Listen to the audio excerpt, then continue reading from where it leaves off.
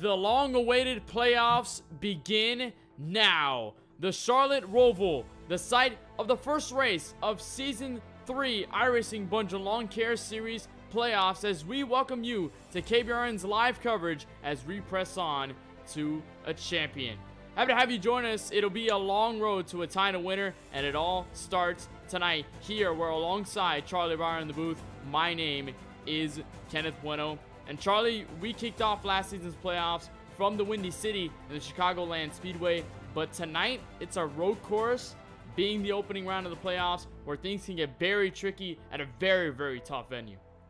There's no more chaotic place to start the playoffs in a place like this. It's just such a tight track. A lot of these guys will struggle throughout the night, with how hard the handling on this race car is, especially going around here. So, like I said, there's no more chaotic place, and it's definitely going to make for a good race tonight. A lot of these guys need some points in order to make it above that cut line, some of them including people like Cole Williams, who are almost dead at the bottom. So it's going to be a really, really exciting race tonight to see if they can pick up those points.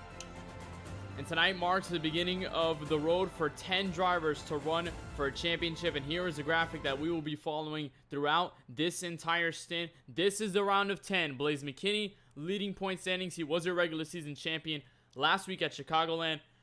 Aiden Kirker will follow through to second. And look at all the names all the way at the bottom. Parker White, Nick Miller, Glenn Bundren, Shane DiMantova, Jonathan Jones, Cole Williams, Brady Wallerman, and Riley Marabello. Your top 10. Remember, of course, we'll have 3 races starting tonight. Charlotte Roval here, then next week at Las Vegas, followed by Dover before we remove 3 drivers from the grid, and we'll just have 7 to run in the next round at Daytona. Auto Club Bristol before we cut it down to the Championship 4 to fight for the title at Homestead Miami Speedway. But here, Charlie, obviously we saw a large gap in points from the past weeks in the regular season, but tonight everything gets reset. The points start to reset back again, and now it's just a slim margin between each and every one of these playoff drivers. And a good news here tonight, each and every one of those playoff drivers are here tonight. Is there really any sort of troublesome worry here now for some of those drivers that now, instead of maybe taking it back, trying to stay conservative, this is the time, this is the night where you have to show up because every other driver you're competing against is going to be here tonight?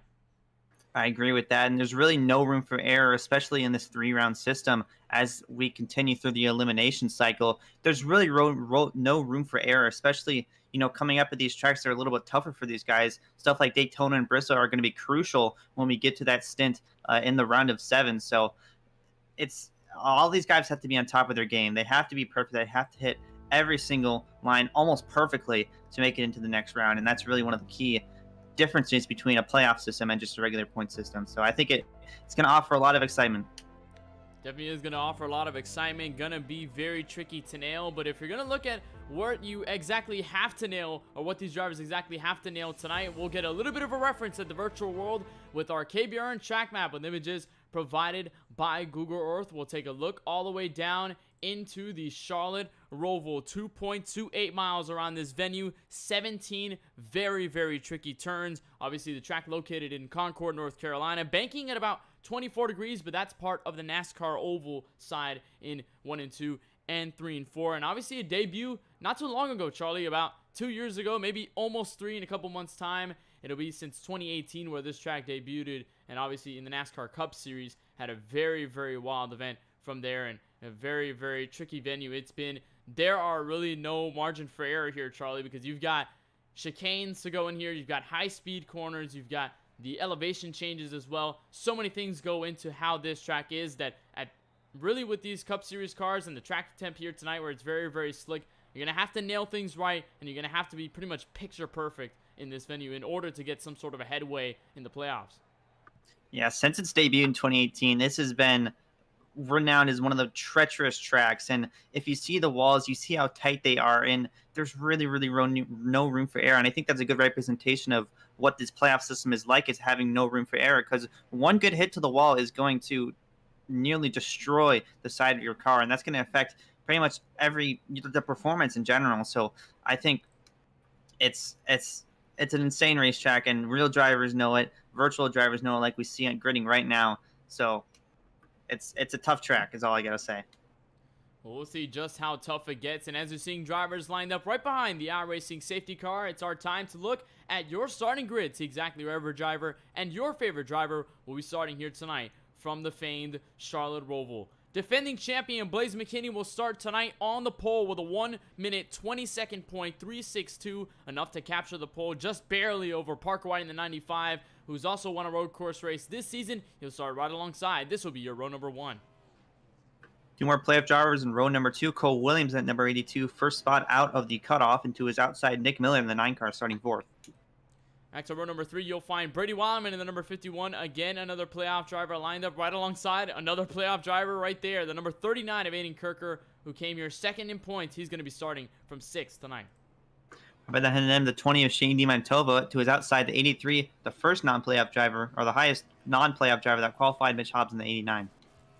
Looking back to row number 5, Glenn Bundren, playoff driver, will line up 9th, and right behind him will be Riley Marabello in the number 92 playoff driver. He'll line up in the 10th spot. 11th will belong to Jonathan T. Jones, and then of course we'll have Hunter Rupp down for the back of the grid. Dane Cruz is also supposed to run here tonight, as well as Henry Tabor. I don't believe they have decided to enter the grid just yet. We haven't seen them do so, so we'll keep an eye on that and see if anything changes with them. But everybody right here in the middle of this grid, and every playoff driver, if you can notice, pretty much all the drivers are running those green banners at the top of the windshields, and the green spoilers, maybe not too noticeable on cars like Parker White, which is pretty much all green here. But in that case, you can see the banners, you can see the spoilers and the splitter colors. That's your indication throughout these entire playoffs that those are the ones that are still running for a title. Charlie, I know it's going to be a long way before we get to the start-finish line and we get this green flag. What is going to be the key here tonight, especially with some heavy hitters? You talk about Blaze McKinney back here. He's been very strong in this venue. Parker White, he's gotten way better at the road courses since last season's race at this very track. Nick Miller, who had that shot at the race win, who was dominant apart from Brody Garner, he's also sitting back in the row. And Cole Williams, who is also getting better on the road side, he's sitting in this row. Where do you really see this going with a lot of these drivers that are very, very tough to beat? I think the most important thing is keeping your car clean, and that's really been the strategy for these guys. In any road course that we go to, is keeping a clean car and being able to maintain, I guess, full RPMs.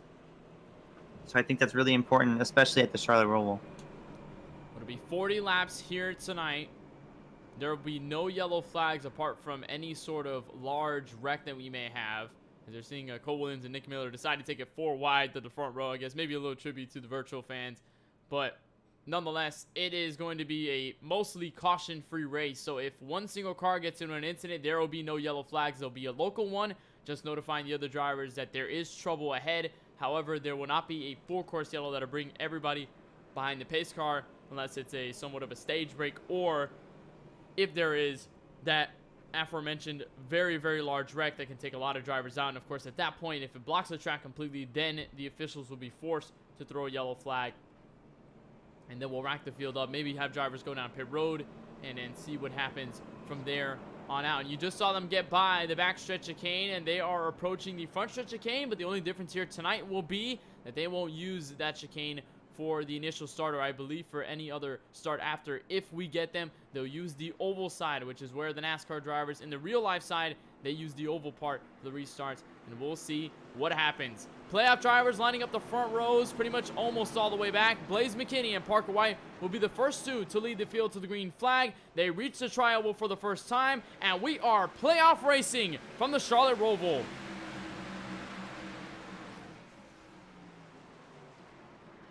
And Blaze McKinney will go spinning.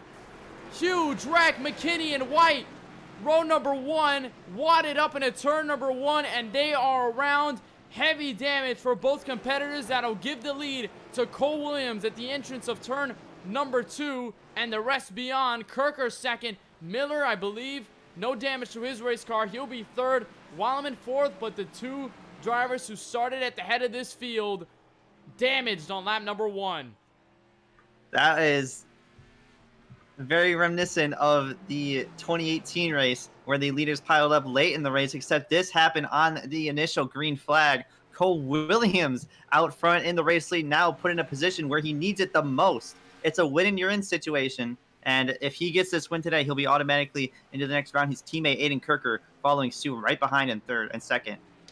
And you just mentioned it there. A win will lock you into the next round. So if you take a checker flag in either race in the round, you will automatically advance to the next one. You won't have to worry about fighting for the points. But Cole Williams came into the playoffs pretty much right there at the cutoff. When we talked about him in Chicagoland, he was pretty much under that bubble, and he needed a very, very good race to get himself out. And luckily, he was able to scratch himself out of that way, and he was able to get into the playoffs. And now he's got the lead pretty much handed to him on lap number 2. He's leading shortly over good friend Aiden Kirker. And now the question is, what will happen to these two? Where will Blaze McKinney and Parker White go? Will they wait until they get to pit road, or will they decide to get damaged now and just decide to sacrifice some of that extra time early? And everybody already separated as we reached lap number 2. Oh my goodness, what a situation. That was lap 1, turn number 1. Unbelievable. I think that, I mean, if Blaze McKinney were to make a mistake anywhere in the playoffs, I think this would have been at least, you don't want to make a mistake, obviously, but if it were to happen, I'm sure he would probably have preferred happening it here, because he has a bit of he has a 15-point cushion for winning the regular season championship, or 15 additional bonus points leading into the playoffs for winning the regular season championship. So with the short amount of field, I don't think he'll be losing much if he were to finish last, but he's not going to. So I don't think this will affect Blaze McKinney at all. Parker White, on the other hand, if he can't rebound correctly, he's going to lose a good bit of points. We'll try and see what happened with Shaney Mantova. It seemed as though he was gone around, and you saw as McKinney and Parker White were getting through the corner that Shaney Mantova was all the way slow under the racetrack. This is the reason why, just exiting back to the main oval part of the section, I was able to get back straight. However, you can see there goes Glenn Bundren, there goes Blaze McKinney and Parker White. And actually, curious enough, they've already caught up to Glenn Bundren and some of these guys up to the top 10. So although they have damage, they're fairly still quick. They're not too slow out of the racetrack. They're already catching Bundren. This is for the top 10 spot.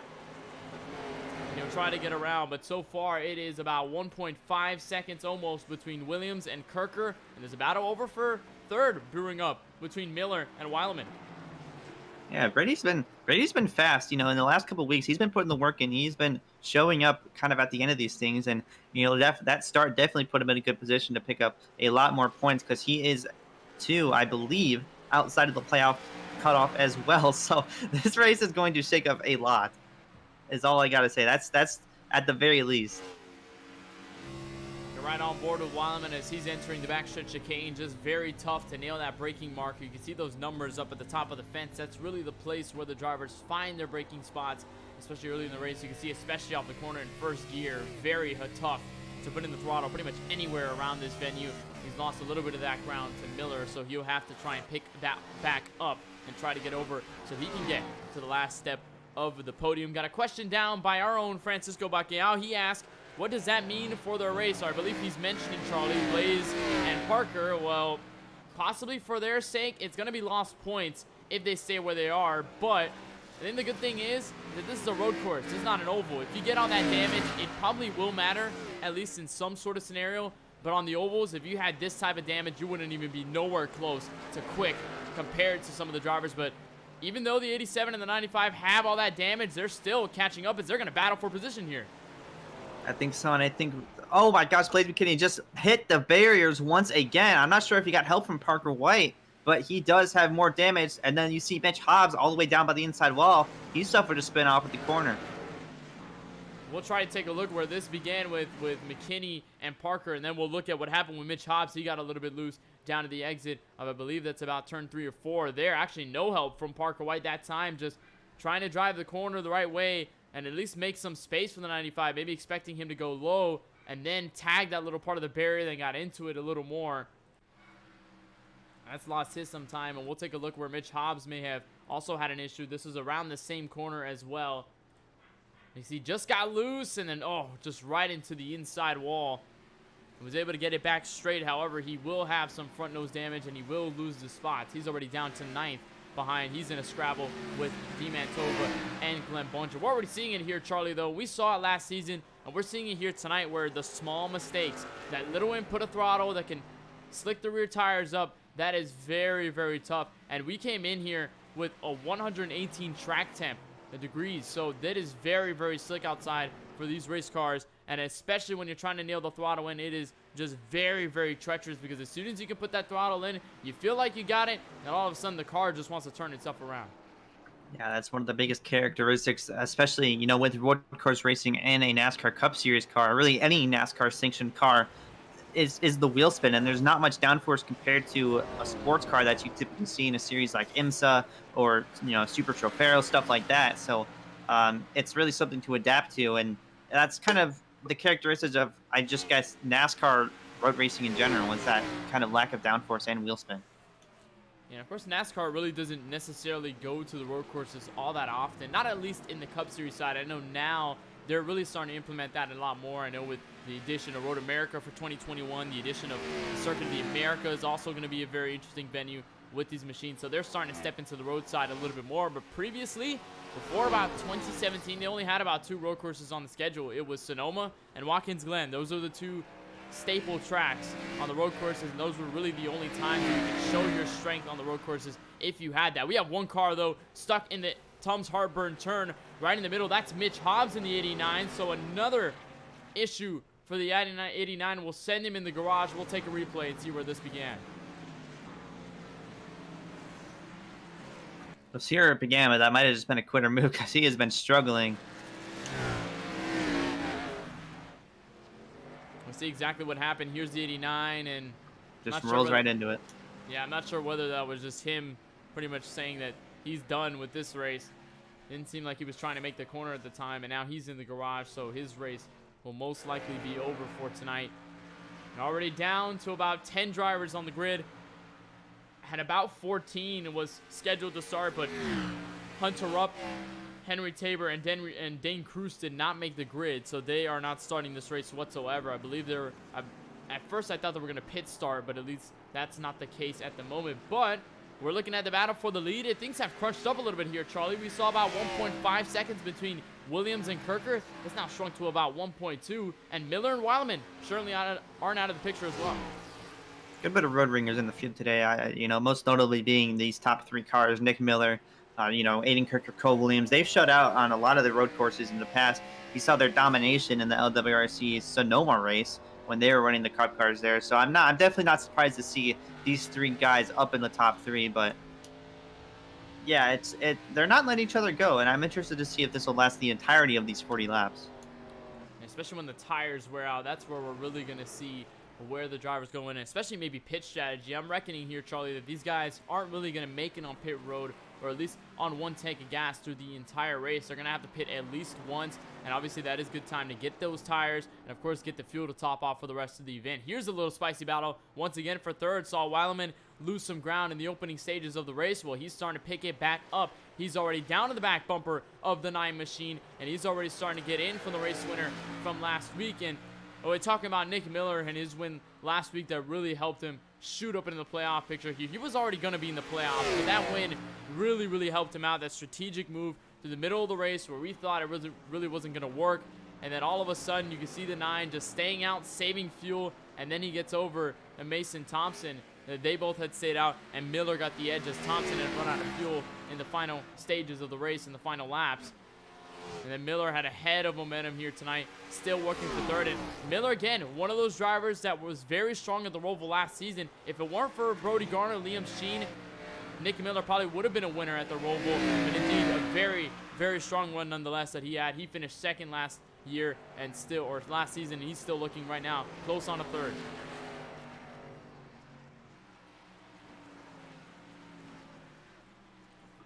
And to note, Parker White, that last lap, he was 16.1 seconds behind your race leader, Cole Williams. This last lap, when he crossed the line, the telemetry came down nearly half a second. He was 16.1 last lap, and now the gap is 15.5. So that is a lot of progress for 40 laps. And if he can keep this going, if he can rebound safely, he could just maybe, I don't want to jinx him, but he could just maybe take back this lead. The question is, if he's able to gain this in amount of time, when it comes down pit road, is that where he'll suffer the most? Will he decide to take either a fast repair or decide to spend some time for damage repair? Because if that's the case, then if, let's say, he doesn't pull the trigger on the fast repair, he's going to lose time on pit road no matter where he is on the track. Doesn't matter where he's sitting first or where he is right now in the top 5 and 5th. So he can still use up that fast repair, but the only worry will be that he can't really mess up through the rest of this race, because then if he gathers any more damage, he'll probably end up in the same spot he was tonight. But I'll reckon that probably not as big of a wreck as we saw on the opening lap of this race. If you're comparing him to Blaze McKinney, however, McKinney with that damage, he's still in 8th. He's had some other mistakes to follow suit, and he's right now sitting behind league owner Glenn Bundren in 7th right now. Maybe another change for position, but at the moment, McKinney struggling, and he's got no hood on the race car. He's got significant damage on that race car. Gap from Parker White to the leader has decreased another half a second. So at this pace, with this is exactly or more half a second, he will be at the race lead in 30 laps, which we are about 31 or 32 laps to go in this race. So if this is best case scenario, by the way, I'm just going by best case scenario. If he does keep up this progress, he'll take it with about 1 or 2 laps to go. It just depends on that entire pit sequence and whether he can nail that down. That will be the biggest stretch of concern, I think, if you're the 95. Because if at this point you know you're faster than the leaders, if you know you're already catching them by a good margin, and you're starting to notice it, then you have to start thinking about, okay, if I continue to hit my marks, if I continue to do what I'm doing right now, and I continue to cut in that time, what happens down pit road? Do I end up losing more time to get a benefit later because I know I'm quick, or do I stay out with the damage, and even though I'm still quick, I'll be confident enough in my own ability that I'm able to stay with this damaged race car, and I'm still going to be able to hold on and be competitive with the rest of these guys. We'll try to find out. We'll keep our eyes monitored on that 95. He's sitting 5th right now just about 15 seconds out from your race leader, and still a decent gap between the 82 and the 39. It's maintained relatively the same. They've both been with each other's pace, and I know these two are very good friends. They're teammates as well at Media Racing. Obviously, they work very well together. They work closely with one another. They seem to be around the same pace, and at this point, Kirker's neither losing ground or catching ground on the 82 at this point. Yeah, they really haven't let each other go, and that gap has pretty much been fluctuating between 7/10 to kind of a second. So I think if they continue to not let each other go and not let each other out of each other's grasp, I think it could come down to a potential pit strategy move. Maybe one driver short pits, gets that extra time on their fresh tires. We'll see what's going to happen, but I think obviously this is going to be a one-stop race. So I think these guys might split it in half or maybe go a bit over. Yeah, we're already about lap number 10. We're probably going to shoot over for the lap 20 to 25 range. I think that's where the drivers will make that signal, and then they'll be safe to go down pit road. And of course, they'll have that safety knowing that they can go all the way to the end and not have to worry about the fuel. And all they have to do is pretty much just worry about conserving their stuff, conserving the tires, and of course, just making sure they don't get into the wall, they don't get any other sort of contact, or they don't go spinning around on the racetrack, which we have seen a couple of times tonight. So we'll just have to see as we're looking through the rest of this field. There's Riley Marabello in the 6th spot. He's lost ground just a little bit. As you saw, he was a little bit slow through the back straightaway chicane. He's running all the way to the top. Just a very loose race car. I guess he's kind of wheeling that thing a little bit more than usual. He's kind of hanging that top, just trying to arc it down to the bottom. And this is one of the toughest corners here on this track, Charlie. That front straightaway chicane, because you're going so fast, you have all that speed built up from the oval, and then you have to stay all the way to the inside because you have to make sure you reach that little grass clip part where you can arc yourself in the next corner while being ham on the brakes. It is probably one of the most treacherous corners, and we saw it in the opening race of the NASCAR Cup Series here in real life, where Jimmy Johnson had that run of the back straightaway chicane, had that front stretch chicane just left, and then he ended up overshooting it and ended up taking Martin Truex out. They both took each other out, and Ryan Blaney had taken over the race win. That's definitely a potential what-if strategy, especially in any situation when you come here. Yeah, and especially since I'm a Jimmy Johnson fan, I don't think it makes it any better. Any better there. Very tough. You just saw Blaze McKinney take over the spot, however, at the expense of hitting the wall and almost drifting through the exit there. But he will take over 6th. He'll have to be about 36 seconds now behind the race leader, and about, I'd say, 12 seconds from Parker White, or at least, actually, no, 22 seconds from Parker White. So it is a very, very large gap between them two, and still a large gap that Parker needs to catch up for the rest of this field. And at this moment, still stagnant. Everyone still holding on. Top 4 have pretty much spread away from the rest of this field. It's been a larger gap grown from Miller and Kirker, but still stagnant between himself and Brady Wallerman. Just a reminder that if you're watching in the YouTube chat and you want to join the conversation, you can do so by using hashtag AskKBRN. You can put your question followed by the hashtag and ask anything you want about the series, about the race, about our thoughts, our broadcasting services, and much, much more. That's hashtag AskKBRN for anything you want to ask. Still up at lap number 12. Lead gap has grown significantly here. 1.1 seconds now between the two. Maybe Kirker lost a little bit of time throughout this stint, especially as the tires now will start to take into effect. I think starting to gain more on that backstretch chicane more than any other place on this circuit. But so far, Cole Williams still at the head of this field and has not let go ever since that lap 1 incident between the top two pole sitters.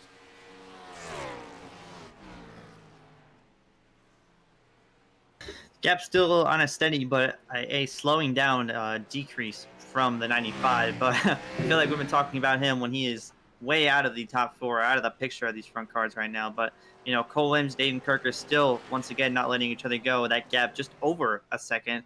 Nick Miller just 3 seconds back. So not a whole lot of changes on the racetrack. A lot of guys just starting to settle in, get into a rhythm, and, you know, keep their cars clean. And at this point, I think that's the scenario for a lot of these drivers here tonight, especially if you're these playoff drivers, because pretty much this field is all playoff drivers apart from just a handful. We mentioned Mitch Hobbs being one of the only ones that wasn't a playoff driver to start this race. Hunter Rupp was supposed to be one of those. Henry Tabor and Dane Cruz were also supposed to join that fray. But now, since Mitch Hobbs is out of this race, everybody from 1st to 10th are all playoff drivers that are running for the title. So it is just pretty much a battle between all of them as opposed to them versus everyone else. I think maybe, Charlie, that's more so of a good thing here, because it's sort of a double-edged sword, because you're looking at, if you're running this race, right, and you're doing what you can, you're trying to hit your marks, you don't have a worry that other drivers that are not in the playoffs might interfere with this. And we saw it at the Roval where we had playoff drivers versus a handful of non-playoff drivers that were just running for the win. You can have that tangle happen every now and then, but at this point, you don't have any non-playoff drivers running, so everybody you pass, everybody you lose spots to is a playoff driver. But the only problem is, with the point increments, if you lose a spot, if there's something that happens on the track significant like what we saw with McKinney losing all those spots, it doesn't mean as much knowing that there's not as many drivers on the track, and every driver here are playoff drivers rather than just drivers filling in spots that'll make up some points.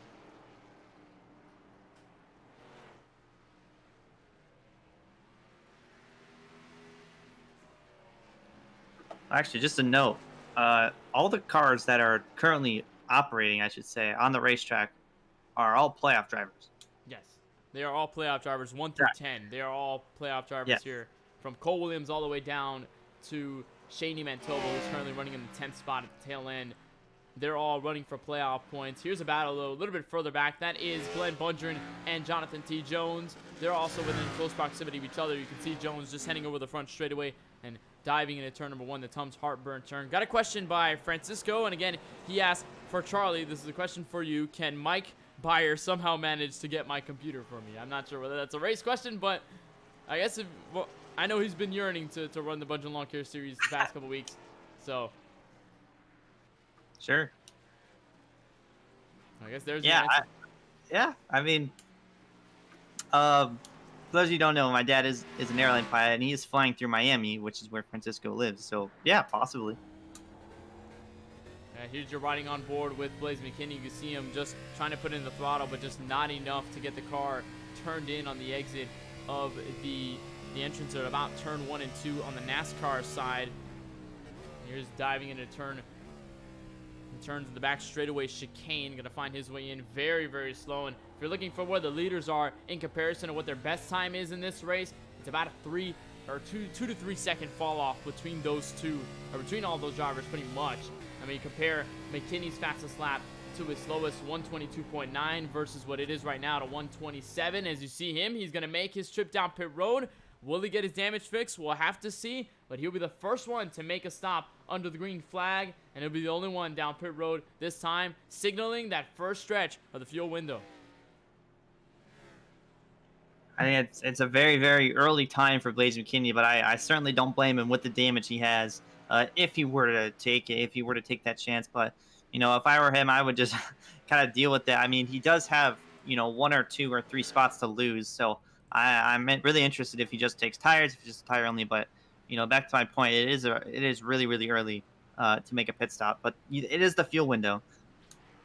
Yeah, it is. He's going to try to strike it in. He's not going to get any damage fixed, so he'll be out and away. Just got some tires out of pit road. They're the leaders, so they might put him at danger of being one lap down here as they're entering turn number 1. Got a question over by iKurt67. He asked, I just tuned in. What's the fuel window? Well, we had talked about it just a little bit earlier. We're probably stretching at about lap 20 to 25, probably aiming to where these drivers will aim down pit road, and then from then on, they can cut that halfway mark and be good to the end of the race on fuel. They won't have to worry about that until the checkered flag. So that's probably what we're going to see for the most part. Not sure whether McKinney had topped off on fuel. Believe he had by just a little stretch, just making sure he got some fresh rubber down there to try and pick up some of the pace. And that also poses another situation here, Charlie, because at a track, at a road course where you have no yellows, or the distance is kind of stretched out a little more than at the ovals where most drivers are usually packed in within about a couple of seconds. Here tonight, it's more than 30 seconds between about first and sixth. So what strategy does it hold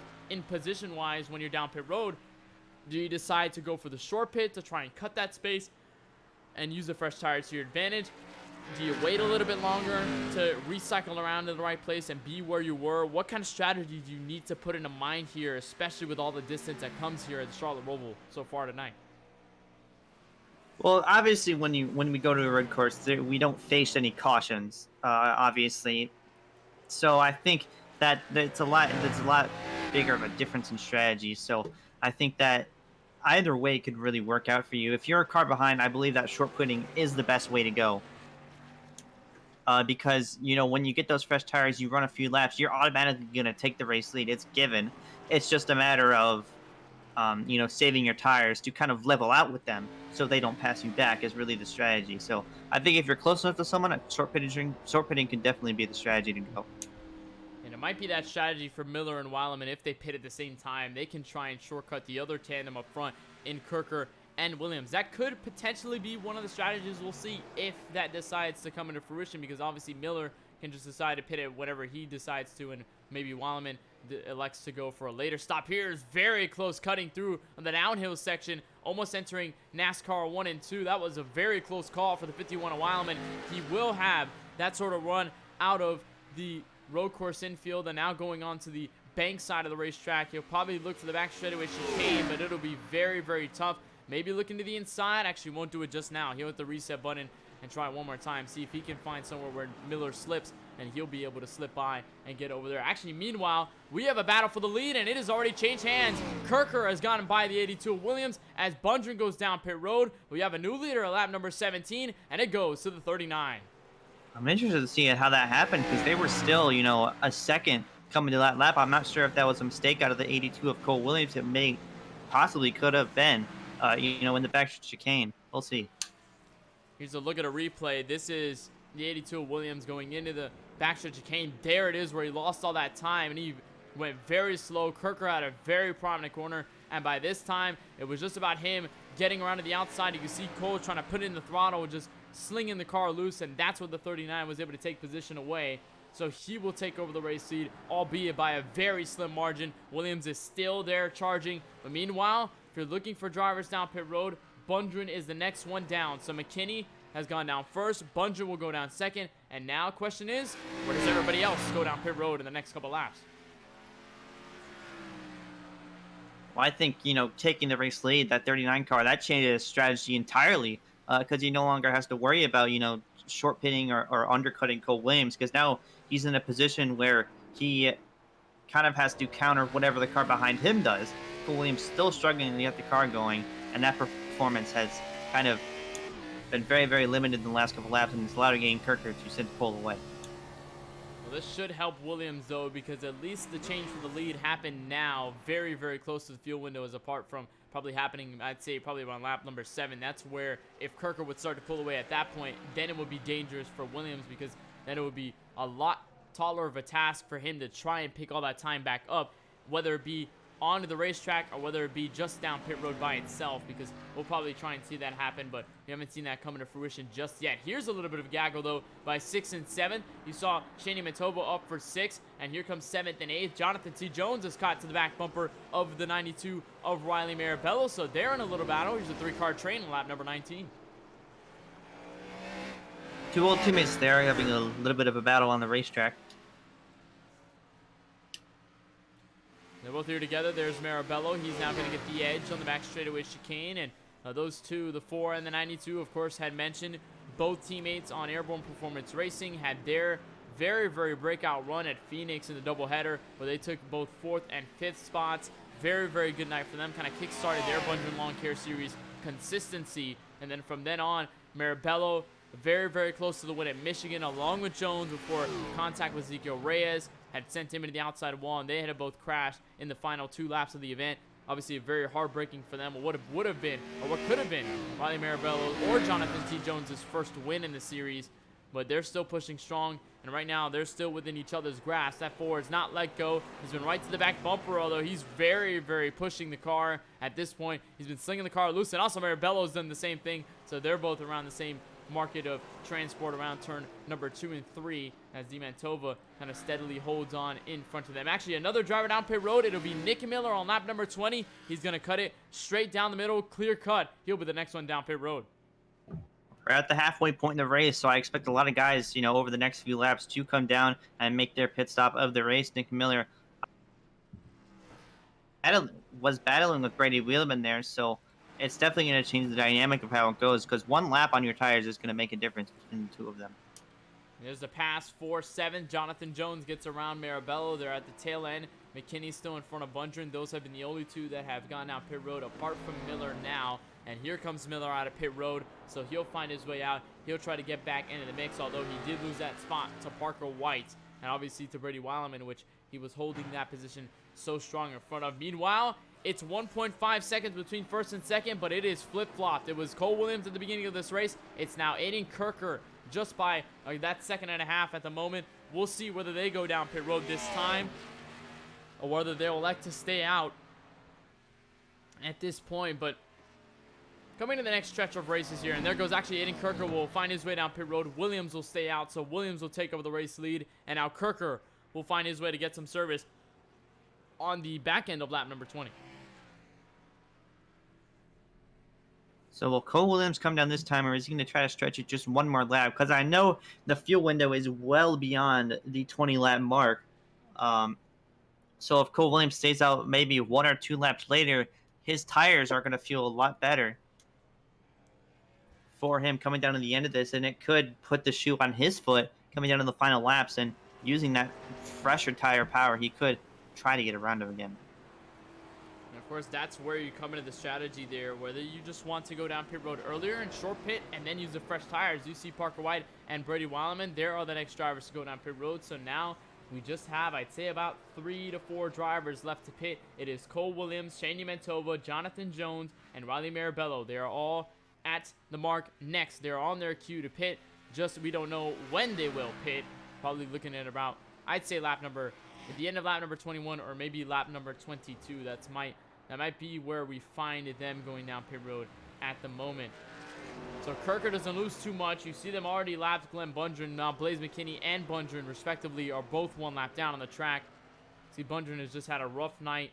McKinney, what could have been, what looked promising when he took the pole away, and that has gone pretty much up in smokes when he entered that turn 1 barrier, and it was just very, very tough. And at that point, Charlie, you're not really used to it at the same time, because in iRacing, you don't go restarting at that point of the race. As you see Marabello, Jones, Mantova, and Williams down pit road, you're not necessarily accustomed to starting at that chicane. You're mostly used to, or actually no, it's the other way around. You're accustomed to starting at the chicane, making those restarts off of that final left-hander out of the chicane, and then hitting the gas going into turn 1. But this time, since we were running that oval section where they use the restarts, you're going a lot faster. That means you have to back it up a little bit more and a little bit earlier. So it posed a very, very interesting challenge there for some of these drivers, especially for, I think, the rest of the field, as they were pretty much locking up into turn number 1 as Williams is extending his stay down a pit road. extended for quite some time now. I wonder.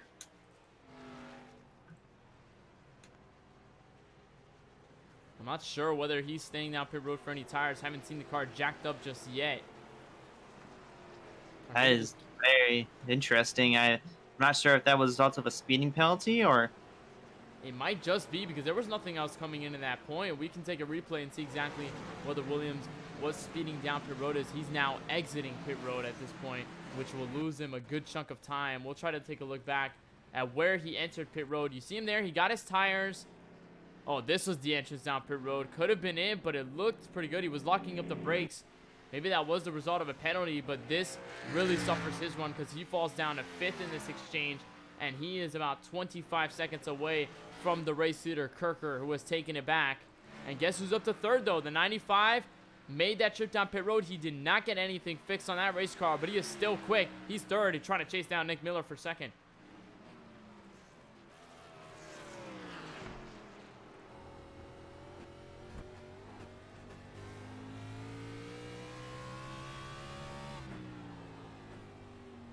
Pretty safe rebound so far, and the gap between him to 1st is all the way down to 9 seconds. So if he keeps up that progress, like I mentioned so many times earlier, it could be a potential threat for the lead. It could be. You see him already catching up to the back bumper Miller. There he is in that black and yellow Napa Auto Parts Chase Elliott Chevrolet Camaro, and you can see him already there. There's Glenn Bunch a little bit earlier. There is Riley Marabello around at there. He almost got into Parker White in that exchange as well. What happened to Marabello in the exit of that corner? We'll take a replay. I believe this was the first time we've seen Marabello around on the track all night long. Here was the entrance as he was going through the infield road course, and here just very, very treacherous. You're going uphill, then straight downhill, but this was the breaking point. As he exited the corner, and he got a little bit of that curb, and the car just unsettled itself right into the inside wall. And then as you were looking from Parker's onboard camera, he was trying to get back and merge onto the track, but at the wrong time, almost got into White. Thank goodness it wasn't anything serious between those two. But Marabello will fall back to 10th in that. And now things have changed as here comes Parker White. He's looking at the front stretch chicane, right to the back bumper of the number 9. This could potentially slow down his progress if he doesn't get a safe pass. Nick Miller, will he defend going to turn 1? He will. He keeps that outside. Parker White's going to have that momentum to the inside. Got a left-hander here, but it's going to switch right back to a right-hander. The advantage goes to Nick Miller. Better to go to White right after Miller goes the crossover, or at least White goes the crossover to the corner. So back to 2nd place. There goes Parker White. He'll try to chase down about 11 seconds. It's going to be a lot to ask for White, but we'll see if he can do it. To Aiden Kirker, race leader at the moment. Got a question by our good friend Side Drafting Productions. He asks, picks for the championship. Charlie, I know it's the first race of the playoffs. We've seen all 10 drivers so far tonight, but we still have a lot of work to do. Vegas, Dover in this first round. Then the next round coming to Daytona Auto Club, Bristol, and then Homestead, Miami Speedway. But so far, if there's anyone you've been looking at as a favorite for the title, who's got to be out of these 10? Well, I think a lot of the guys who were in the championship for last season are still very, very big threats. That includes Parker White, Blaze McKinney, and Nick Miller. But also you bring in some of the guys who have kind of run one of their first full seasons. See, there's contact between the 87 and the 4 car back there in the last chicane. But, you know, I think with the introduction of Cole Williams and Aiden Kirker, who are very, very prominent in the playoffs so far, they think they can definitely be a threat. But Aiden Kirk, your leader, is coming across some pretty heavy lap traffic right now. Yeah, this is really the first time we see a big group of lap cars where the leader has just approached. It's usually just been a single car, maybe 2 in a separated distance, but it is all 3 of these guys, 8th, 9th, actually up to 6th, 7th, and 8th on the racetrack. McKinney sitting 8th. There goes Jones, almost contact there. He's hitting the inside wall. At least that'll help Kirker for the meantime get around one less car here, and he'll try to get around McKinney and DiMantova in the meantime. Very tough for Jones there, who was trying to enter that corner. Almost had the same scenario that Riley Marabello had, but luckily I think the car is still straight for the most part. But if you're looking at championship threats, of course, you can't really count out any of the championship 4. Obviously, Blaze McKinney, defending champion. It's hard to count him out. Parker White, who was strong, who was actually very close to the title last season. He can't be counted out. Neither can Nick Miller. Neither can Glenn Bundren, who found his way in. So we had a lot of different drivers. We had a different prolific style of people in the playoffs last season. And then it waddled down to the 4, and it was Glenn Bundren, Miller, White, and McKinney. All 4 of them ended up. And mind you, it was a very different scenario for all 4 of those drivers. McKinney had found his way in by just dominating the point standings throughout the entire playoffs. Miller had won his way in through Kansas and had advanced and locked himself into the championship 4. And then Bundren had pointed his way in. Parker White had also pointed his way in through consistency himself. But obviously, it's been a very different season. White has been more dominant. McKinney has held on that strength. Miller has also put on some good performances, as well as that win in Chicago last week. And then Bundren still trying to hold on to that consistent strength that he held on last season, where he can get some of those well-needed points and keep himself safe over the cutoffs.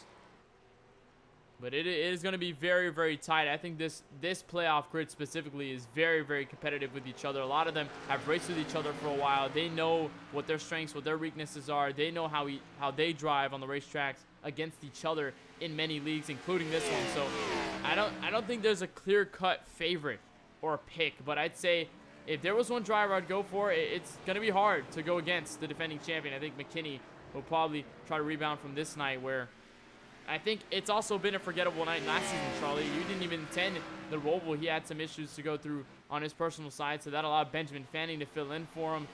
Only difference was McKinney had locked into the next round at Chicago, so it'll pose a different challenge. But Kirker gets around them too. He's going to lead lap number 27 and about 13 laps to go.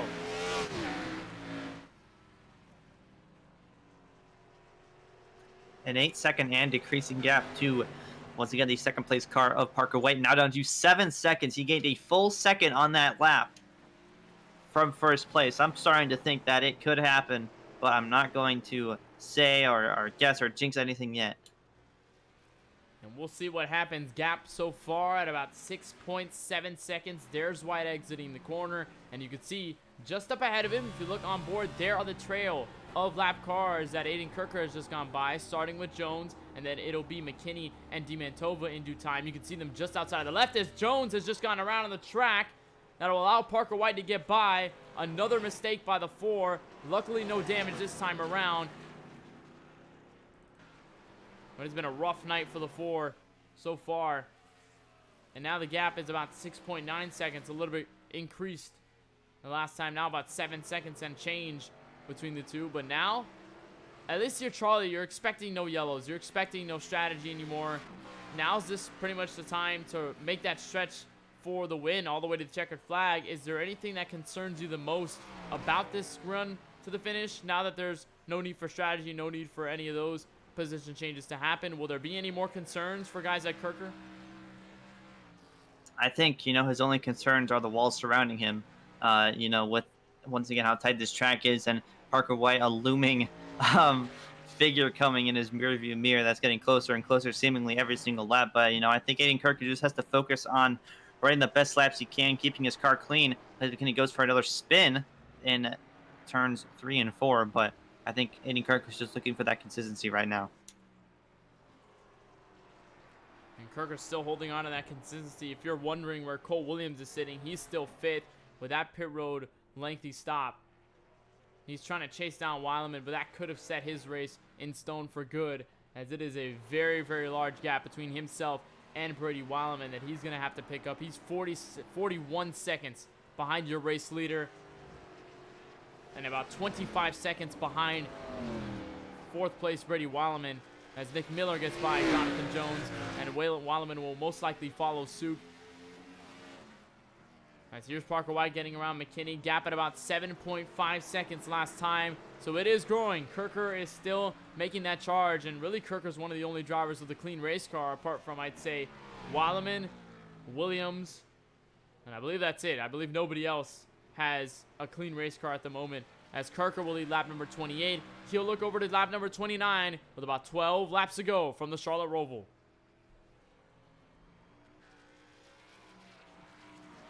Running as hard as he can right now. Right now, he's facing his first ever iRacing Bundren Lawn Care Series win. The gap to second has increased another 0.3 of a second on that last lap.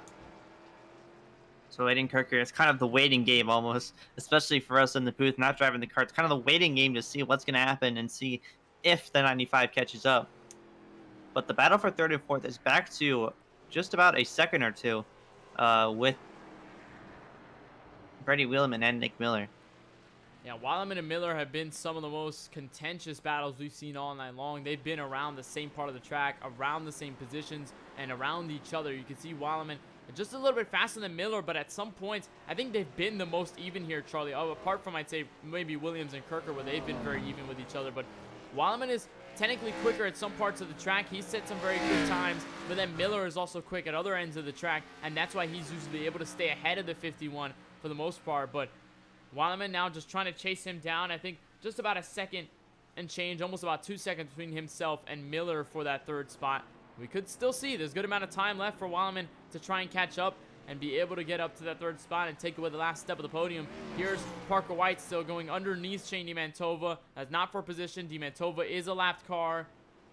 But at this point, the amount of lap cars here, Charlie, is surely hurting that 95 because the gap has not closed in at any point so far. It's actually grown just a little bit.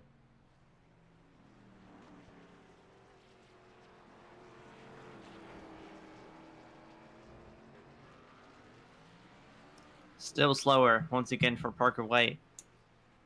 Another second and just about a second added to the gap. So Andy Kirker is seemingly pulling away right now. And Kirker, all he has to do is just hold on. There's 10 laps, but that takes a while. It takes a while to get around this Charlotte Roval. And for Kirker, he has yet to pick up a win in the Bundren Lawn Care Series just yet. If you watch the KBueno Racing Network, you've seen Kirker be strong on the road courses. He picked up a handful of wins at the LWRC NASCAR Cup Series just last season there on that side. And he had actually won the title for that series. And with a road course win at Sonoma, pretty much kicked off his season on the right track. And then a win at Dover also helped out. A win at Indianapolis. And of course the win at Homestead Miami Speedway set him up for that title run. And on the road course tonight, he has been relatively strong. Williams was pretty much the only threat for that top spot. He's now settled back in 5th with almost no chance of catching up.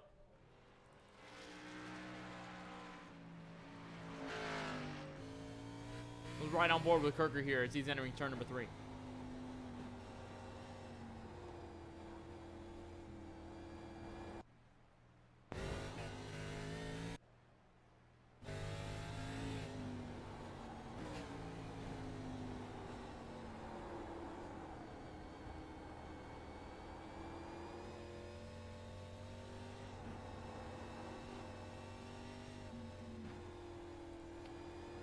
See him just very, very easy on the throttle, very easy on every single input for Kirker. And he continues to lead this race with about 9 laps to go. And as we're already way past the halfway point, we'll still go through the field here on KBRN. And of course, we'll start with your race leader and 13 lap leader so far tonight. Aiden Kirker in the 39 has yet to pick up a win in the Bundren Lawn Care Series, but could be at a chance to get it here tonight. Has been second ever since the incident with McKinney and Parker White on lap number 1. Turn number 1, he's been behind Williams for most of this race, but that strategy that put him ahead of him on the racetrack and has kept him there has put him in very, very good shape to become a first-time winner once again and have another different winner and lock himself into the next round, the round of 7. One of the road course earlier this year, the Daytona road course, Parker White took his first Bundren Lawn Care Series win. Now in second, got caught up in Blaze McKinney's accident going into turn number 1 on lap number 1. So having a pretty safe rebound as of right now, but one more position to take back the race lead and possibly the win. Running out of time though, with just 10 laps to go, Parker White is definitely going to be a threat throughout the playoffs, and it all begins tonight. But you know, with this second place finish, if he does keep it, it's going to be good for him. Parker White second on the boards.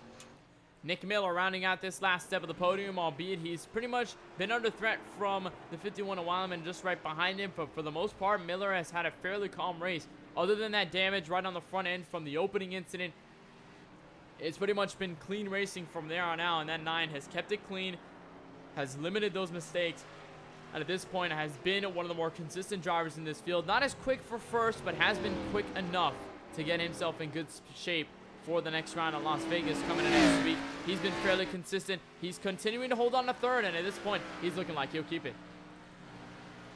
One of the guys who kind of showed out tonight on this Charlotte Roval road course, he's currently outside of the playoffs or the round of 7 cutoff. when we get there in a few weeks. So Brady Wheelerman needs these fourth place points tonight, especially going against a field of a lot of really, really good drivers. So Brady Wheelerman currently fourth, started fifth on the board, changed one position, and is looking to finish in that position.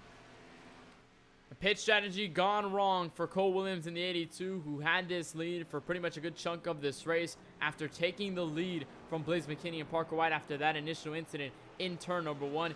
He was the driver that looked to be commanding the field for the rest of this event, but then a speeding penalty at the halfway mark of this race sent him to 5th, and that's where he sits right now. A very large gap at about 41 seconds between himself and the race leader, and what could have been another very, very strong race for Cole Williams, and what could have been another win has set him behind the 8-ball once again. However, 5th place shouldn't be too much to complain about as he's going into the end stages of his races. He's one of the only cars that's clean on the racetrack tonight.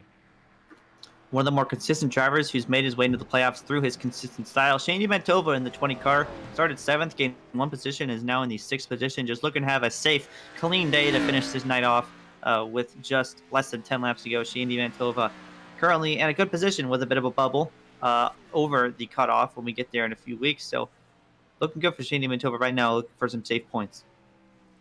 Defending champion Blaze McKinney, that opening incident says it all right there for that race car. It is all beat up, and that has been since the opening green flag start for him after hitting the barrier in turn number 1 with Parker White. It has been a very, very rough race to get back to where he is, and he was all the way at the tail end at one point in this race and has fallen back, and now he's currently sitting 7th, currently under threat from Jonathan Jones for that 8th spot as they're both 1 lap down. What looked like a promising night in the qualifying session, and when we wrapped it up, has turned into a very, very detrimental one for the 87 and the regular season champion. It'll help with that 15-point buffer. However, it'll be a tough comeback when we get to Las Vegas next week. The 87 just trying to hold on and survive for the most part, sitting 7th. First playoff appearance for the number 4 of Jonathan T. Jones, but certainly could have gone better for him, but he still has improved in positions. He did not set a qualifying lap, I believe. So he started in the 4th position and has now made his way all the way up to 8th. So looking for just to get a bit of points ahead of Riley Marabella and Glenn Bundren, the other 2 playoff drivers who are currently below him. Jonathan T. Jones just once again looking to finish this one off, pick up a few points, and cruise on to the next round. Riley Marabella in the number 92 came in pretty much dead last in the round of 10, and tonight it's been rough as well. He started 13th. He's picked up 4 spots since the drop of the green flag, but it has been somewhat of a rough outing for the number 92 Snowman Studios machine. He's been trying to limit his mistakes, but he's succumbed to some of them. You can see some of the damage right there in the front bumper. That was a result of a hit to the inside wall in the infield part of the course. And so far, Marabella at this point just trying to hang on, just trying to get to the checkered flag and possibly keep his eyes set over for Las Vegas next week, where on the ovals he's been pretty strong.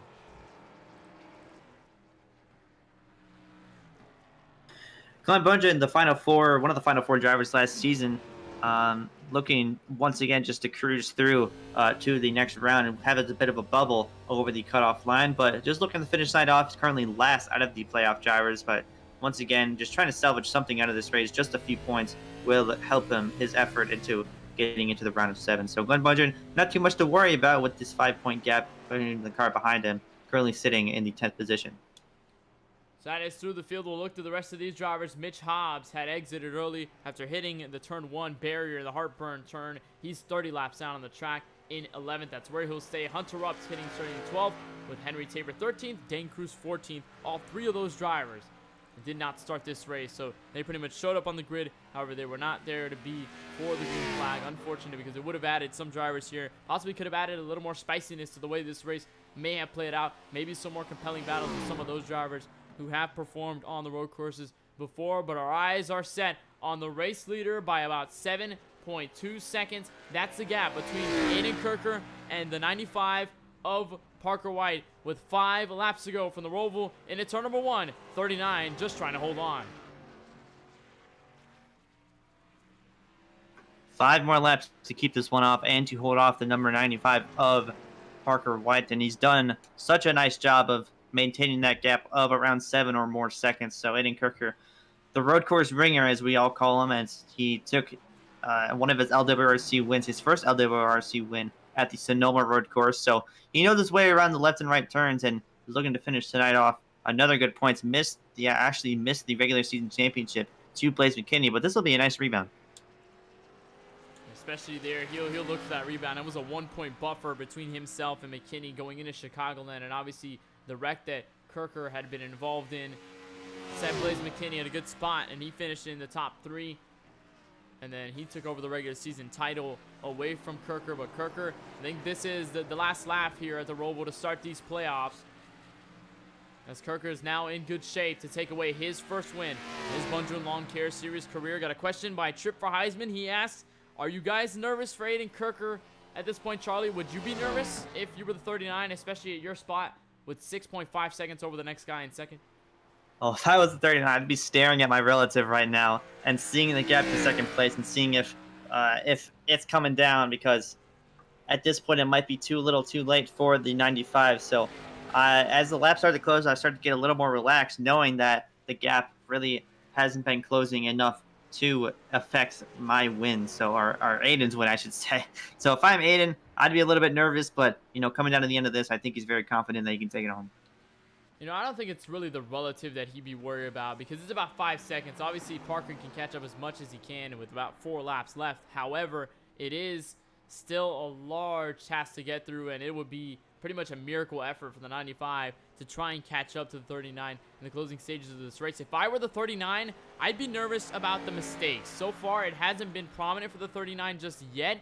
However, you're still wondering, will I make a mistake here? I'm going to try to limit a mistake here. Try to be more smooth through here, so that way I don't risk overshooting. I don't risk locking up the brakes. I don't risk a wheel hop. I don't risk any sort of aspect that could throw my race off my game. And especially if Aiden Kirker does turn himself around, that puts Parker White in the right spot to take the win away pretty much from the 39 of Kirker. So if I were Kirker, I'd be looking for probably the relative just to make sure where Parker White is on the track comparative to him. However, just focus on limiting the mistakes even further, making sure you're pretty much perfect throughout this entire race, and you'll be set to go for a win here tonight. Gap currently at about 5.6 seconds that last time by, but it has maintained itself fairly well. It's fluctuated by just a little bit, and White with 3 laps to go, it is seeming to look farther and farther away. The 95 to pick up his second road course win in the season. Here's the battle for third heating up. We saw and mentioned Brady Weileman catching up to Miller. Well, he's caught up to him once again. And this battle for third heating up with 3 laps to go. Yeah, these guys have been around each other pretty much the entire race. And eventually, when it comes down to it, it kind of begs the question, will Brady Weileman try for just 1 extra point and maybe move Nick Miller out of the way to get that position? We'll see what happens. We've seen drivers go for it in the real-life NASCAR Cup Series, in places like this track and all that on a cutoff race. So I think Brady Weileman, the potential is there, but will he do it? He's right to the back bumper, so if there's any time to do it, it would be now. He is right there, right to the charge. He's going to have a strike to the outside wall. That's going to hurt him a bit. Maybe a push from DeMantova will help him out, but that gap had closed, and then it opened right back up as they were entering turn 1 and 2 on the NASCAR oval side. Going to try to pick that back up still with about 3 laps to go. And we saw Brady Weileman and LWC at Sonoma, where he was battling with Dylan Basin, and they two were trading blows back and forth before Basin had sent it completely into the hairpin in the final corner and knocked Weileman and himself into the barrier. But luckily for Weileman, he was able to get back straight, and he was able to take back the 3rd and final spot. But question is, now that he's on the attacking side, will Weileman do anything spectacular? Will try anything? He definitely is fairly quicker on some parts of the track, but we'll see exactly what happens. Aiden Kirker, though, has gone by to 2 laps to go on the racetrack. He's in the infield section right now with about 7 seconds over Parker White. Got a stock car there. That's Riley Marabello. Yet another mistake out of that 92 car. Looking to get it back on the racetrack, and they'll keep it going there. That's not the first time we've seen Riley make a mistake, but as you look back here to this battle between the 51, DeMantova trying to lend a hand and give him a bit of a push, but it's coming down to the end of it. These guys are going to take the white flag next time by, but how will Brady Weileman attack it to try to pick up just 1 more position into the podium spot? And will there be enough time? Will the 51 position himself in the right way so that if he's on the white flag, he can maybe dive the corner a little bit harder and try to get that position away from from Miller, at least in this point, that is still running for third. Obviously, very reminiscent of what we saw at LWC Sonoma, where Kirker was dominating the race at the end, but then it was Weileman fighting for that third spot. He's got a good look out of the back straightaway chicane, but Kirker has already gone by to the white flag one more time around from this 2.28 mile road course. Been a very, very consistent season for the 39 of Aiden Kirker. Took the points lead on the second race when they went to the Daytona road course, and he's held on to it pretty much all the way through the course of the season, all the way until the last race before the playoffs, where he lost it just barely to Blaze McKinney when they had a 1-point buffer. So Aiden Kirker proved his consistency throughout the season, and pretty much in any other league that we broadcasted here on the KBueno Racing Network. Showing it off tonight, all cool and composed inside that number 39 MAV TV Neil Media Racing car, and looking to add a lot of points to his second place playoff position. Down to the back straightaway for the final time, just a handful of corners, so Aiden Kirker takes his first Bundren Lawn Care Series win.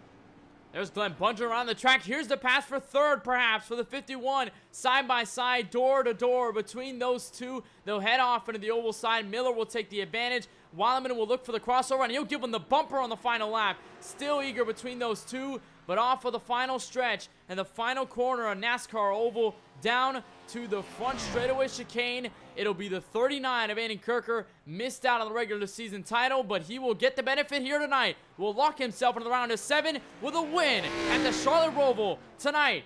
What a win by the 39. Here's the battle for third, still brewing up. Parker White will sure to lock in second. Here's the final opportunity for Weileman to get on. Might be too big of a gap between the two. Miller gonna dive into this final chicane. Brady's gonna dive it in, but it might not be enough. Here he goes over the curbs. It'll be enough to drift over out of the corner, but Miller will take over third. Weileman to fourth. Cole Williams will line up inside the top 5 rather. Mantova will sure to finish 6th. McKinney 7th.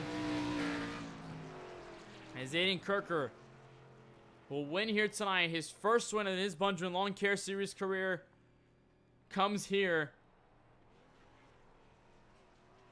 And after that pit strategy, that pass on Cole Williams right before they went down pit road, and after the speeding penalty by Williams, Kirker never looked back.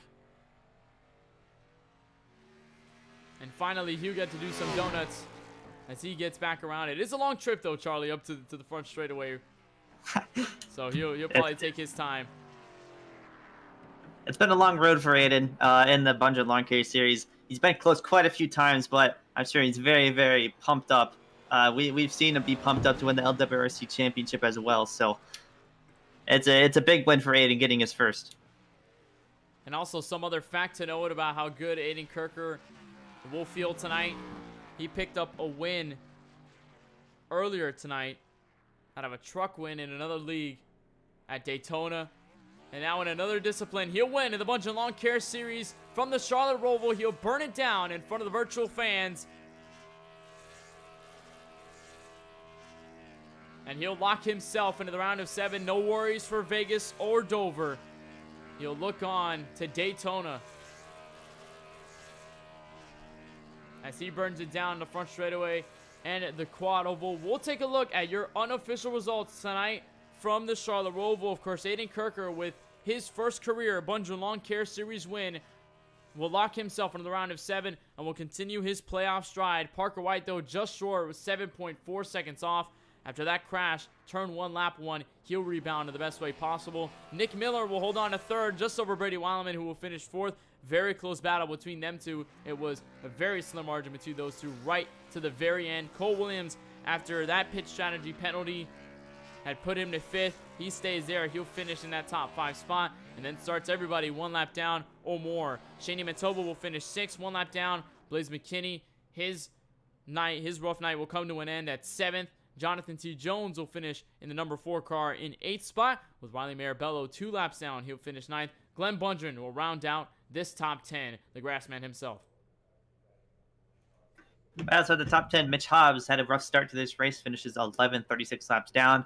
All the rest of the guys, 41 laps down. Hunter Rupp, Dane Cruz, Henry Tabor being those 3 that'll run out your 14-car field. 11 cars that started the race, and 1 winner, that is the 39 car. You see him there. Just finished his celebration at the Charlotte Roval. So Kirker will celebrate, and we'll take a short break, and when we come back, we'll have our KBRN post-race coverage brought to you by SDC. We'll have our interviews with the winner and the rest of the top 3 and our recapping thoughts as we press forward into the rest of the Bundren Lawn Care Series playoffs. Don't go anywhere. We've got more coming next.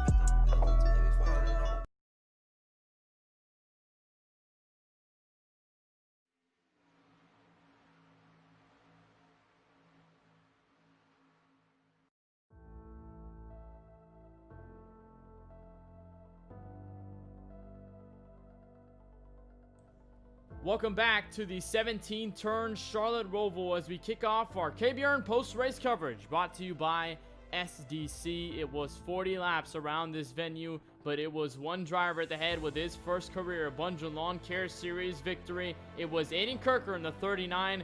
We'll take it away after leading about the next half of the race. After taking that spot away from Cole Williams in the midpoint of the event, he never looked back. He is your winner from the Roval. We'll catch up with him in victory lane, and we'll bring him into the booth. Kirker, first of all, welcome to the booth, and congratulations on your win here tonight. You took that lead away from Cole Williams just before that pit strategy, and then all of a sudden, Williams has that speeding penalty down pit road. You end up taking the win, and you never really looked back. You kept it straight, you kept it smooth, and you're able to hang on to your first career Bundren Lawn Care Series victory. But not only that, you had that heartbreak last week when you lost out on the regular season title, but you locked yourself into the round of 7. Just explain to us how good that feels for you here tonight. It feels amazing. Yeah, I had no expectations of winning this race coming in. I knew Parker was going to be fast, Blaze was going to be fast, Cole, Miller, they're all going to be fast. And just when they all piled up into turn 1, we went flying past, and all I saw was Cole in my windshield. I was like, okay, so we got a chance now. And just kind of sat back and served my stuff, tried to be consistent and not really burn up the rear tires. And then finally, Cole made a mistake, and I got past him. And then on that pit stop, I tried to short pit him, see if I can gain some time, and then he got the speeding penalty. So that short pit, didn't really do much. Well, it did something, but it would have been fine if I pit a lap later. And then towards the end, it was just making sure that I didn't make a mistake. Like, I was hoping that Parker just wasn't quite fast enough where he'd get me, so I just kind of backed off. And I actually had to save a little bit of fuel to make sure I could make it to the end on the start, so I was a little bit slower than I wanted to be. And then just trying to conserve the rear tires, not lock up any brakes or anything. So I ran a little off the pace of what I could have done, but just to ensure that the car didn't crash and I didn't choke away the win. So this is unexpected. But I think that with the situation in turn one, we handled it well and put ourselves in a good position to win the race after the 39 laps after that. And of course, you were able to hold on to that victory, but just walk us through this win entirely and what this means going further beyond. Because now, before this race, if you hadn't taken the win, you'd have to worry about Las Vegas and Dover in order to try and continue your stride to the championship. But you don't have to worry about those 2 rounds anymore, and your sights will be just set straight on the beginning of the round of 7. How much of a relief is that for you, knowing that you don't have to deal with those 2 races and points, and now you can just run for those and catch some wins if you want to, and then when it comes to the round of 7, you'll be able to lock yourself in without any worries about being bumped out? Oh, it's a huge relief. I mean, it's Dover and Vegas are kind of, especially Dover, I feel like will be a interesting race. So to not have to go on and worry about those 2 races is, it's just such a relief. I mean, I have to show up and just run around and, maybe go for another win. But it's super nice to get the win straight off the bat and finally get that streak gone, because the past 2 races I didn't have the best of luck at all. I didn't finish Darlington or Chicago, and I was really scared that I wasn't going to get a win and I couldn't get any momentum going. And then finally to start off the playoffs with a win, start off the first round with a win, it's amazing. It's a huge relief, huge monkey off my back, so we can continue these next playoff races and not really have anything to worry about until we get to, I believe, Auto Club or Daytona. Well, Kirker, I know now your sights are set. Daytona, Auto Club, Bristol, that'll be the round of 7. You'll be there for sure. But before we let you go, here from Victory Lane, is there anyone you decide to give your thanks to, any teams, sponsors, or any shout-outs you just like to thank for tonight's performance? Yeah, of course, I want to thank MAF TV for coming on the car. I'm super excited to have them. Media Racing and all the team sponsors, Stealth Energy and Pella Gaming, all my teammates and my owners and the admins in there. And I want to thank all my family for watching. I know I've had 2 league races today and won both of them, which is nice, and they were watching. So thank you guys for watching, coming out and supporting me. And yeah, that's all. Well, Aiden, we certainly thank you for your time, and of course, we appreciate your time. And again, congratulations on your victory here from the Charlotte Roval. You'll be locked into the round of 7, and we look forward to seeing you at Vegas, Dover, and now, of course, when you enter the round of 7. Congratulations once again. Thank you, guys. Have a good one. As Aiden Kirker, your winner here tonight from the Charlotte Roval, officially locks himself into the next round. We'll slip back to second, where the driver who crashed on lap 1, turn number 1, rebounds for second. Parker White has caught up with KBRN's own Charlie Baier down pit road. From the front to the back, all the way back up to the almost front, Parker White finishes second place, the place where he started. Parker, it's been a rough race for you since the lap number 1, turn 1 incident, and just talk about trying to rebound and getting and recovering some of those points throughout the race. Yeah, the car was killed turn 1, lap 1, just from some lap 1 hero that just decides to no break turn 1. I don't know, the car didn't really feel that good. I was able to actually gain quite a bit of time back in that first run. I think I got up to third, then we pitted. Got up to second or third when we came out of the pits, then ultimately got up to second. Started gaining time on the leader. I just didn't have enough. As the car just went on that last run there, it just got so unpredictable. Like I kept using the same braking points, and one lap I'd like undershoot the corner, then next lap I'd overshoot it. So I don't know. It just sucks that we got taken out lap 1, because I know we had one of the fastest cars in the field. I would have liked to seen that battle that Blaze and I would have had, because I know he practiced a lot for this race. So just unfortunate for us, but we'll come back next week. Still a 19-point buffer to next week at Las Vegas Motor Speedway. So is there any difference in strategy going to that one, or is it just stay consistent and be there at the end like you've always been doing throughout the season? I think I'm just gonna try to stay up front the whole entire time, lead some laps, and just try to have fun with it, because that kind of worked for me at Chicago. But then the fuel strategy just got us there. We would have won that. With that caution, would have came out maybe a lap after. But yeah, like I said, we'll try to go have some fun with it and see what happens. All right, well, consistency definitely is key in the playoffs for Parker White. started second, finished second. Parker, do you have anyone that you'd like to thank for making tonight's top 2 run possible?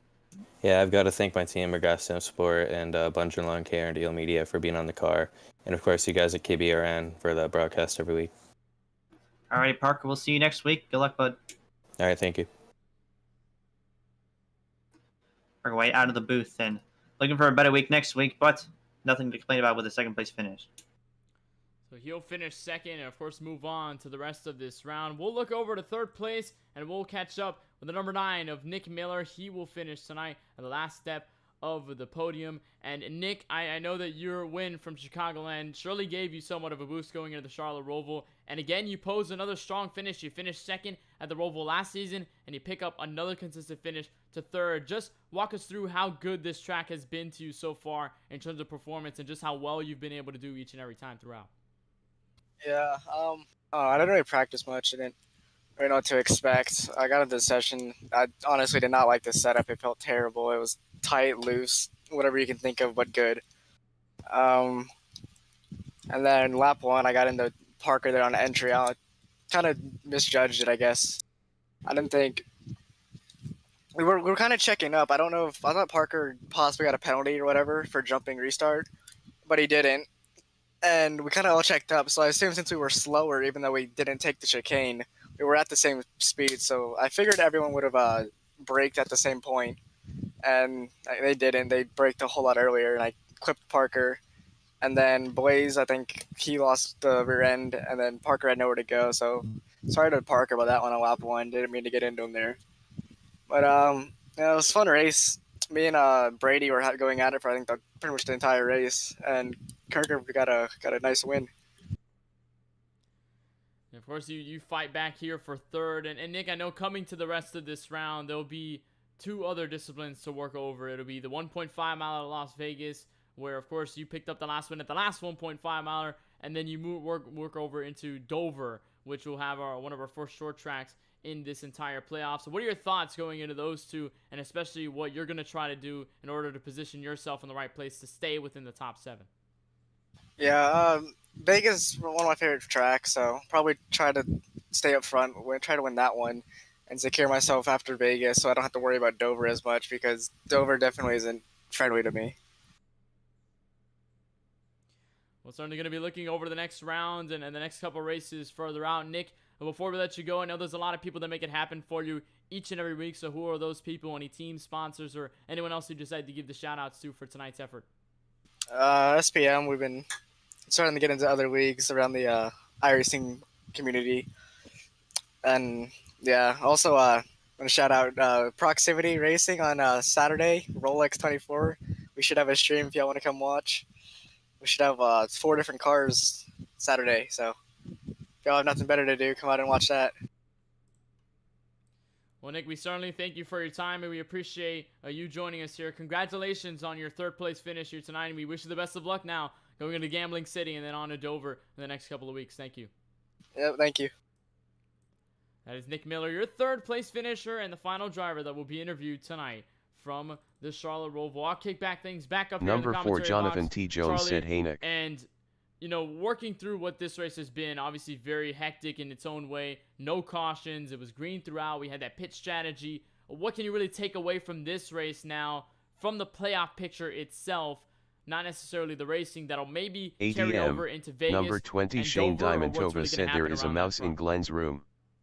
Number 4, Well, I think Jonathan that, T. Jones said, "Kenneth, if the looking at the screen playoff hears board this, after then this rip." race, there really hasn't been any changes except Aiden Kirker taking the points lead once again. So I think that's probably the biggest takeaway is, with a less amount of cars in the field, especially that we saw tonight when we saw 11 cars actually start the race. Number 4, Jonathan T. Jones said, "Glenn, it's your going to be nose tough my for ass some of those now." guys who, they know they're fast, but they're just kind of stuck at the bottom of the board right now. It's going to be tough for them to make up all those positions to secure a spot in the next round. So I think that's the biggest takeaway, but we're going to a 1.5 mile racetrack next week. That's going to Number attract 4, quite a bit of Jonathan T. people, and the Jones race said, is going to be "Kenneth, pretty hectic there WTF because that mean?" of the high downforce package that we're going to be going back to. So I expect a pretty crazy race there, and a lot of guys, especially Cole Williams, who's 1 point out of the buffer.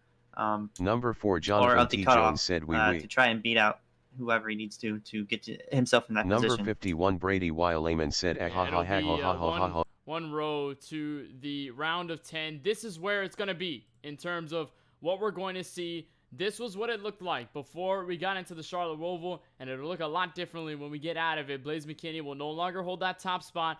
Kirker's name will be moved over as the first slot in the round of 7, and of course, we'll lock out his name into the green color, move over to the Charlotte Roval. Then we're going to Vegas. Again, Vegas Dover, your next 2 races in this playoff round of 10 before we come to the round of 7, Daytona, Auto Club, Bristol, and then before we get to the championship 4 race at Homestead Miami Speedway. Well, that'll be it for our coverage of the Bundren Lawn Care Series from the Charlotte Roval. We thank each and every one of you for tuning into the broadcast tonight and sticking with this entire 40-lap event. Tomorrow, we'll have more coverage, or at least next week, we'll have more coverage of the Bundren Lawn Care Series from the Las Vegas Motor Speedway. And we'll have our coverage there starting at 8:20 p.m. Eastern on the KBueno Racing Network. You can find that right here before we get down to Sunday Night NASCAR, then move into their championship finale from the Iowa Speedway. They'll have their championship race there. Our coverage will begin at about 8:20 p.m. Eastern right here on the KBueno Racing Network. You can find both of those races in this exact spot. So for everyone here at the Bundren Lawn Care Series, for Glenn Bundren, Blaze McKinney, and all the people that make it happen over for the Bundren Lawn Care Series each week, and from all of us at the KBueno Racing Network, for Francisco Bacalhau and my colleague in the booth, Charlie Baier, my name is Kenneth Bueno, saying good night from the Roval. We'll kick back over to the Gambling City next week.